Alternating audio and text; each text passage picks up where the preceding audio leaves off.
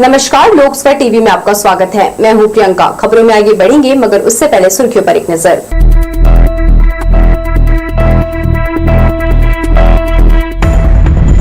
BJP का वादा, 2100 में खरीदेंगे धान। अमित शाह ने जारी किया छत्तीसगढ़ के लिए घोषणा पत्र। महिला डॉक्टरों ने सिविल सर्जन पर लगाया वसूली का आरोप। जिला अस्पताल में भर्राशाही। फिलिस्तीन पर हमले से ईरानी समुदाय दुखी। सभा में किया इजराइल अमेरिका का विरोध। प्रगति मैदान तो दूर, खेलने लायक नहीं बचा। सभा समारोह की भेंट चढ़ा साइंस कॉलेज मैदान। हमारे न्यूज हेडलाइंस के प्रायोजक हैं doctor CV Raman university. Doctor CV Raman university, Kargi road, Kota, Bilaspur. हमारे न्यूज हेडलाइंस के सह प्रायोजक हैं Makhija test tube baby centre, Bilaspur. हम आपके परिवार को पूरा करते हैं। Makhija test tube baby centre and प्रसूति गृह। तो ये थी सुर्खियां और अब खबरें विस्तार से। छत्तीसगढ़ विधानसभा चुनाव के लिए भारतीय जनता पार्टी ने शुक्रवार को अपना संकल्प यानी घोषणा पत्र जारी किया। प्रदेश भाजपा मुख्यालय कुशाभाऊ ठाकरे परिसर में आयोजित कार्यक्रम में केंद्रीय गृह मंत्री अमित शाह ने संकल्प पत्र जारी करते हुए प्रदेश में भाजपा की भारी बहुमत से जीत का दावा किया। छत्तीसगढ़ को भाजपा ने बनाया है और भाजपा ही संवारेगी नारे के साथ बीजेपी ने अपना घोषणा पत्र संकल्प पत्र के रूप में जारी कर दिया। इसमें समाज के विभिन्न वर्गों के लिए कई बड़ी घोषणाएं की गई हैं।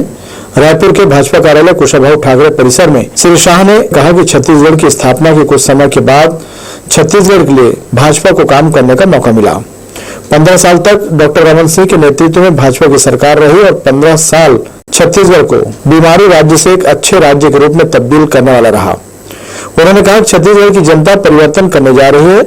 अब राज्य को संपूर्ण विकसित राज्य बनाने का काम आने वाले 5 साल में किया जाएगा। श्री शाह ने कहा कि छत्तीसगढ़ के कई क्षेत्रों को नक्सलवाद के कहर से मुक्त करने का काम भाजपा ने किया।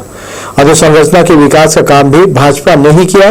पोषण की गारंटी देने वाला पूरे देश में पहला राज्य छत्तीसगढ़ बना। मनरेगा में 150 दिन का रोजगार देने वाला सबसे पहला राज्य छत्तीसगढ़। पूरे देश में मातृत्व अवकाश की परिकल्पना छत्तीसगढ़ ने की।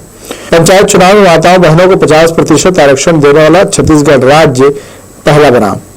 पावर सरप्लस स्टेट बनाने का काम भी भाजपा ने किया। पावर हब, सीमेंट हब, इस्पात हब, एल्यूमिनियम हब, डिजिटल क्रांति की शुरुआत भी भाजपा के शासन में हुआ।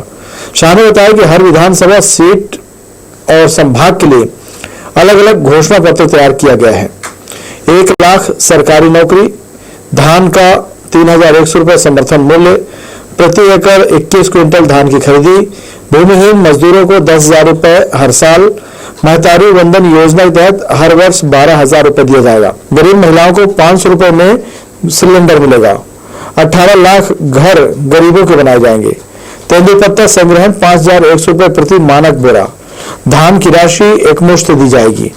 आयुष्मान भारत योजना के तहत 10 लाख तक इलाज मुफ्त। पीएम जन औषधि केंद्र 500 नए खोले जाएंगे। बीपीएल परिवार में बेटी के जन्म पर 1.5 लाख रुपए का आश्वासन। भर्ती घोटालों की जांच के साथ युवाओं को नया उद्योग स्थापित करने पर उन्हें 50% सब्सिडी के साथ ब्याज मुक्त राशि दी जाएगी। तेंदुपत्ता संग्राहकों के लिए चरण पादुका फिर से दिया जाएगा। पीएससी की परीक्षाओं में पारदर्शिता लाया जाएगा। हर घर निर्मल जल योजना के तहत जल पहुंचाया जाएगा। एम्स के तर्ज पर सिम्स की स्थापना हर संभाग में की जाएगी। इंजीनियरिंग कॉलेज भी खोले जाएंगे। कॉलेज आने जाने के लिए नगद मासिक भत्ता दिया जाएगा। इसके साथ ही भाजपा ने कहा कि रामलला दर्शन योजना के तहत राज्य के लोगों को अयोध्या के दर्शन कराए जाएंगे। इन्वेस्ट छत्तीसगढ़ योजना शुरू की जाएगी। इससे निवेश को प्रोत्साहित किया जाएगा। इस दौरान कार्यक्रम में प्रदेश प्रभारी ओम माथुर, प्रदेश अध्यक्ष अरुण साह, पूर्व मुख्यमंत्री डॉक्टर रमन सिंह, घोषणा पत्र समिति के संयोजक विजय बघेल सहित प्रदेश के सभी प्रमुख नेता मौजूद रहे। लोकसभा टीवी के लिए कैमरामैन प्रदीप भोई के साथ Irshad Ali, Bilaspur. Voter ID card के लिए अब बीएलओ के यहां चक्कर लगाने की जरूरत नहीं है, बल्कि घर बैठे डाक विभाग के माध्यम से मतदाता फोटो पहचान पत्र लोगों को प्राप्त हो रहे हैं। डाक विभाग के अधिकारी के अनुसार अब तक 1 लाख से अधिक मतदाताओं को उनका परिचय पत्र प्राप्त हो चुका है। लोकतंत्र के महापर्व में युवाओं की भागीदारी बढ़ाने व लोकतांत्रिक व्यवस्था को मजबूत करने के लिए निर्वाचन आयोग की तरफ से नए प्रयोग किए जा रहे हैं। हाल ही में जुड़े नए मतदाता और संशोधित करने वाले वोटरों के घर उनका परिचय पत्र डाक के जरिए पहुंच रहा है। पूर्व के वर्षों में चुनाव से पहले मतदाताओं को उनके पहचान पत्र बीएलओ के माध्यम से उपलब्ध कराए जाते रहे हैं, लेकिन इस बार नई व्यवस्था के तहत मतदाताओं के पहचान पत्र डाक विभाग के माध्यम से भेजे जा रहे हैं। उप जिला निर्वाचन ने जिले के सभी विधानसभा क्षेत्र मतदाता सूची में नए जुड़े नामों के साथ संशोधन करने वाले मतदाताओं को उनका परिचय पत्र डाक विभाग को भेज दिया है। बुकिंग होने के बाद अब तक डाक विभाग ने 1 लाख मतदाताओं के घरों में उनका परिचय पत्र पहुंचाया है। वहीं सप्ताह भर के भीतर शेष बचे ईपिक कार्ड को मतदाताओं के घरों में पहुंचाने की बात डाक विभाग ने कही है। 6 विधानसभा क्षेत्र है, उसका ईपिक कार्ड पब्लिक को वितरण हेतु यहाँ बुक किया जा रहा है निर्वाचन कार्यालय द्वारा, जिसे हम लोग तुरंत उसको बुक करके उसके गंतव्य स्थान पर भेजने का पूरा प्रयास किया जा रहा है। और इसका जो है मॉनिटरिंग जो है खुद मेरे द्वारा नेट से किया जा रहा है। वो पॉइंट टू पॉइंट पता चल जाता है कितना कहाँ पर पेंडिंग है, इसका पूरा पता लगाया जा रहा है। अभी तक हम लोग 1 लाख बुकिंग कर चुके हैं और उसका वितरण भी लगभग हो गया पूर्ण। पंजीकृत डाक से जिला निर्वाचन अधिकारी की ओर से मतदान के लिए शपथ के संदेश भी भेजे जा रहे हैं ताकि 100% मतदान का लक्ष्य पूरा हो सके। लोकसभा टीवी के लिए कैमरामैन सतीश साहू के साथ भूपेंद्र सिंह राठौर की रिपोर्ट। कलेक्ट्रेट के मंथन सभा कक्ष में शुक्रवार को प्रत्याशियों के प्रतिनिधियों की बैठक आयोजित की गई। चुनाव प्रशिक्षक एमटी आलम ने सभी प्रतिनिधियों को बताया कि मतदाताओं को डराने, धमकाने या किसी भी प्रकार से प्रलोभन देने की शिकायत पर तत्काल कार्यवाही की जाएगी। चुनाव प्रशिक्षक श्री आलम ने यह भी कहा कि शिकायत स्वतंत्र नागरिक भी कर सकता है। चुनाव शांतिपूर्ण और निष्पक्ष तरीके से करने जिला निर्वाचन की टीम काम कर रही है। बैठक के दौरान जिले की 6 विधानसभा सीटों के 108 प्रत्याशियों के प्रतिनिधि शामिल हुए। पार्टी से रिलेटेड हो चाहे वो स्वतंत्र व्यक्ति हो, उसकी शिकायत जैसे ही आती है वो फौरन जो है हमारे फ्लाइंग स्क्वाड को जो है वो ट्रांसफर हो जाता है और 15 मिनट के अंदर वो फौरन उस जगह पे पहुंचता है, उस शिकायत की जांच करता है। जांच करने के बाद अपनी रिपोर्ट जो है रिटर्निंग ऑफिसर को भेज देता है और रिटर्निंग ऑफिसर जो है फिर आयोग और जिला निर्वाचन अधिकारी के संज्ञान में ये बात लाती है। तो इस तरह की शिकायतें चाहे वो आदर्श आचरण संहिता को लेकर के हो, चाहे भ्रष्ट आचरण को लेकर के हो, या किसी भी तरीके का वस्तुओं का या वोटर्स को डराने, लुभाने, धमकाने या लोभ देने वाली जो बात आती है, इस तरह की भी शिकायतें उसमें शामिल होते हैं, उसमें तुरंत त्वरित कार्रवाई की जाती है। जिला अस्पताल के civil surgeon doctor Anil Gupta के खिलाफ उन्हीं के चिकित्सक लामबंद हो गए हैं। महिला चिकित्सकों का आरोप है कि सिविल सर्जन उनसे अवैध वसूली करना चाहते हैं और उनकी डिमांड पूरी नहीं करने पर वह उन्हें मानसिक रूप से प्रताड़ित करते हैं। देखिए ये रिपोर्ट। जिला अस्पताल के civil surgeon doctor Anil Gupta के खिलाफ उन्हीं के स्टाफ लामबंद हो गए हैं। उनका कहना है कि जो सिविल सर्जन हैं वे लगातार मानसिक प्रताड़ना दे रहे हैं। ऐसे 4 महिला जो डॉक्टर हैं जो ज़्यादा इनसे पीड़ित हैं, उनका कहना है कि 2 दिन का वेतन बेवजह काटा गया है। इसके पहले उन्हें कोई नोटिस भी नहीं दी गई। बात करते हैं डॉक्टर वंदना चौधरी से जो स्त्री रोग विशेषज्ञ हैं। मैडम, क्या आरोप है? चूंकि काफी समय से हम सुन रहे हैं, आप लोगों ने एसपी को भी शिकायत की, अधिकारियों को भी शिकायत की, मूल शिकायत क्या है आप लोगों का? अभी जो है 16 तारीख का जो वेतन काटा गया, 16 तारीख को मैं नसबंदी ऑपरेशन करके गई हूँ। उसका लेटर मेरे को 27 को मिला इवनिंग में, मैं रिसीव की हूँ। उसके बाद मैंने वर्बली सर को बोला कि सर मैं ऑपरेशन की हूँ, फैमिली प्लानिंग ऑपरेशन है, मैं प्रेजेंट हूँ वहाँ पे, ऑपरेशन किए हैं तो मेरा एब्सेंट है ही नहीं। जैसे मेरा एरियल 2019 से बचा है, मैं 2 बार 3 बार रिटर्न एप्लीकेशन दे चुकी हूँ सिविल सर्जन सर को, लेकिन मेरा अभी तक एरियल बना नहीं है। आज के डेट तक मेरा एरियल नहीं बना है और उसके लिए स्टाफ लोग से पता चला कि ये 10,000 रुपीज लेते हैं तब वो एरियल बनाते हैं। मैडम आज आप दे दीजिए, आज आपका बन जाएगा। यहाँ पे लेबर रोटी की स्टाफ 5-5 हजार मेरे नाम से ले रही है, 3,000 रुपया नॉर्मल डिलीवरी में चल रहा है। वो लिफाफा में जाता है सिविल सर्जन को, तो हेड को ही जाएगा और कहाँ जाएगा, वो हम लोग को तो नहीं जाएगा, हम लोग को 1 रुपया तो मिलता नहीं है। हमारे साथ डॉक्टर नगीना टंडन है। ये भी एक पीड़िता हम कहेंगे जो डॉक्टर सिविल सर्जन से प्रताड़ित हैं। ये चेस्ट एवं टीवी स्पेशलिस्ट हैं। इनका भी 2 दिन का वेतन बिना नोटिस दिए सिविल सर्जन ने काट लिया। काफ़ी गंभीर आरोप है इनका। इनका कहना है कि मैंने एसपी और अनुसूचित जाति आयोग में भी शिकायत की, लेकिन किसी भी प्रकार की कार्रवाई नहीं हुई। आइए उनसे भी जानते हैं कि किस तरीके की प्रताड़ना वो सिविल सर्जन से। बार बार मेरा जो ओपीडी चेंबर है उसको चेंज कर दिया जाता है। पहले मैं 2 नंबर ओपीडी में बैठती थी, फिर वहाँ से मुझे 13 नंबर में भेज दिया गया। इमरजेंसी ड्यूटी के दौरान 2 दिन बाद फिर से मैं जब वापस आई तो मैंने देखा कि मेरे 13 नंबर ओपीडी में ईसीजी कक्ष बना दिया गया है और मेरे बैठने के लिए कोई भी चेंबर मुझे अलॉट नहीं किया गया। आरएमओ से भी बात की, आरएमओ का भी वही कहना था जहाँ बोल दिया गया है वहाँ आप बैठो।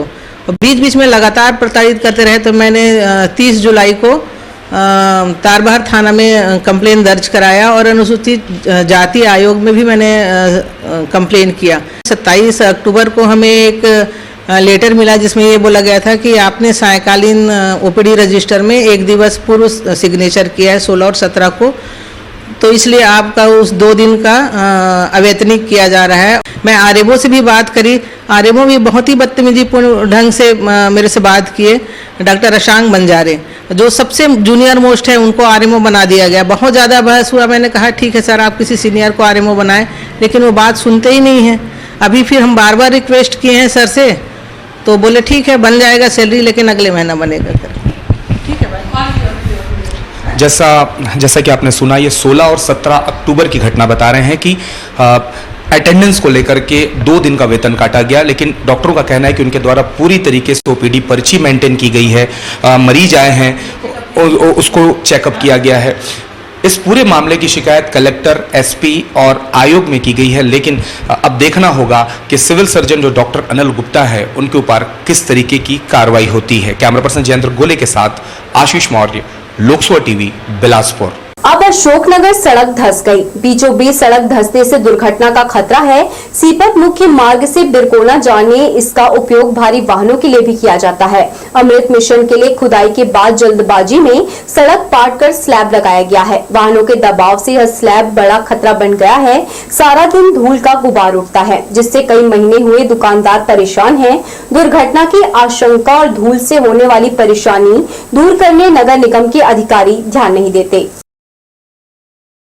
त्योहारों का दौर चल रहा है। खासकर दीपावली और छठ पर्व मनाने के लिए लोग अपने घरों को लौट रहे हैं। शुक्रवार को बिलासपुर रेलवे स्टेशन में यात्रियों की भीड़ देखी गई। सुबह से लेकर शाम तक अलग अलग यात्री ट्रेनों में भीड़ दिखाई दे रही है। जितनी भी ट्रेनें यहां पहुंच रही हैं, वे सभी फुल हैं। यही हाल यहां से जाने वाले यात्रियों का भी है। फिलिस्तीन हमले के विरोध में शहर के ईरानी समुदाय ने इजराइल की कड़ी निंदा की है। चाटीडी के मेहंदी इमाम मस्जिद में नमाज के बाद मौलाना जिशान हैदर रिजवी और समुदाय के लोगों ने हमले में बेगुनाहों की मौत पर दुख जताया और कहा, इजराइल हुकूमत का कृत्य माफी योग्य नहीं है। मौलाना ने कहा, इंसानियत के हक में खड़े होने के बजाय अमेरिका हमलावरों का साथ दे रहा है। इसका घोर विरोध करते हैं। गौरतलब है कि पिछले दिनों फिलिस्तीन के एक अस्पताल पर हुए हमले में कई लोगों की जान चली गई। दर्जनों महिलाएं और बच्चे बुरी तरह जख्मी हुए, जिस पर भारत समेत कई देशों ने दुख जताया है। फिलिस्तीन पर इसराइल और अमेरिका जो है जुल्म कर रहा है और उन जो बेगुनाह बच्चों का कत्लेआम कर रहा है, हॉस्पिटल पे हमला कर रहा है, औरतों को निशाना बना रहा है, तो उन पे जो जुल्म हो रहा है उस जुल्म के खिलाफ, उस जुल्म के विरोध में जो है हम यहाँ पर विरोध प्रदर्शन करते हैं। हर इंसान जिसके अंदर इंसानियत है, चाहे वो हिंदू हो या मुसलमान हो या पूरी दुनिया में, यहूदी भी इस वक्त जुल्म के खिलाफ बोल रहे हैं, ईसाई भी जुल्म के खिलाफ बोल रहे हैं।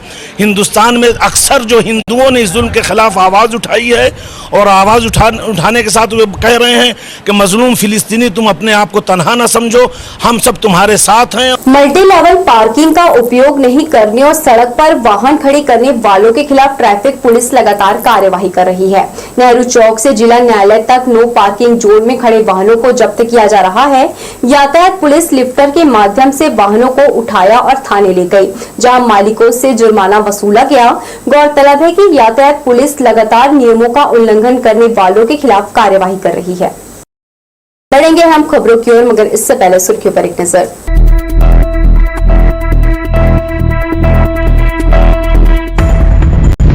बीजेपी का वादा 2100 में खरीदेंगे धान, अमित शाह ने जारी किया छत्तीसगढ़ के लिए घोषणा पत्र। महिला डॉक्टरों ने सिविल सर्जन पर लगाया वसूली का आरोप, जिला अस्पताल में धर्राशाही।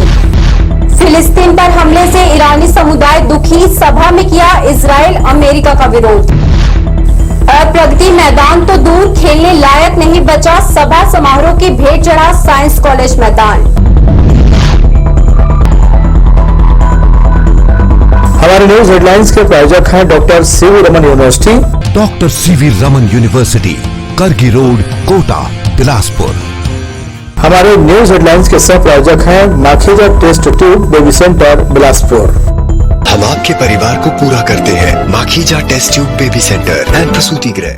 दिल्ली के प्रगति मैदान की तर्ज पर सरकंडा में करीब 20 एकड़ क्षेत्र में मैदान विकसित कर इंडोर और आउटडोर खेल सुविधा विकसित किया गया, लेकिन इसका लाभ राजनीतिक दल उठा रहे हैं। यहाँ आए दिन नेताओं के लिए सभा होती है तो कभी मेला लगाने मैदान किराए पर दे दिया जाता है। यहाँ आने वाले लोग अपने पीछे गंदगी छोड़ जाते हैं। कंक्रीट का उपयोग करने से मैदान से घास पूरी तरह गायब हो गई है, जगह जगह मलबा बिखरा है। सैर करने बड़ी संख्या में लोग सुबह और शाम यहाँ आते हैं।